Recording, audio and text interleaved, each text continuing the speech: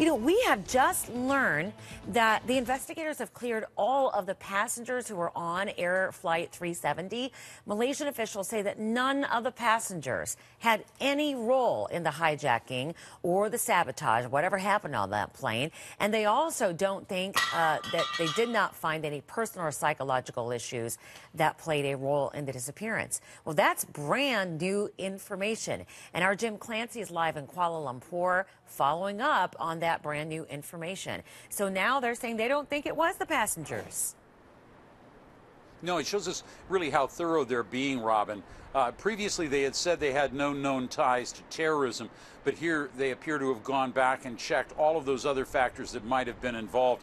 In fact, the police inspector general today was trying to illustrate to reporters how thorough they have been. You know, one of the big shipments on board that flight were mangostinos, a fruit from Malaysia that was being shipped to China. There were thousands of pounds of them. He said they had to check who produced them, who brought them, who packaged them, where they were going in China, who was buying them, how much they paid for them. They even checked out the food service workers, the people who prepared the meals on board that flight. So just illustrating how thorough they have been. But warning, thus far, they don't have a clear motive. They don't have clear evidence of what happened inside the cockpit. And that is making it very difficult for them to link any of what happened on board Flight 370 to unraveling this mystery that we have with the disappeared airliner. And they confess that, unless they were to get the flight data recorder, they may never know. Robin? It's a crazy thought. Jim, they reportedly have new rules for people in the cockpit. Not about people joining them in the cockpit, but anybody being alone in the cockpit. Sure.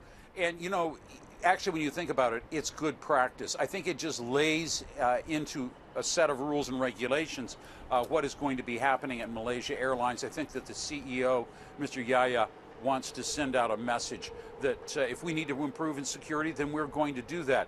Now, this new rule would designate that no one can be alone in the cockpit. This is already the case on board U.S. airliners, because if a pilot were in there alone, had a heart attack, nobody would be able to get into the new fortified cockpits. They need somebody else in there to unlock the door. It's a common safety procedure. It's going to be adopted here. They've got other rules that are in place. Malaysia Airlines doesn't want to share all of those. You can bet in the wake of all of this, all the questions that have been raised, Malaysia Airlines is looking at it and saying, we need to up our game in the security department. And there's a lot of discussion of what's going forward. For the industry, they've got to look at locating devices for planes. For the countries that are involved, they have to look at better screening of the passengers. Remember the stolen passports? All the questions that were raised about that? Maybe it had nothing to do with the disappearance of the jet, but it's another area that now investigators, now the general public is demanding some attention. Yeah, Robin? It is a sobering thought how when you fly from country to country, there are definitely vastly different rules that affect your security. Jim Clancy, thank you so much.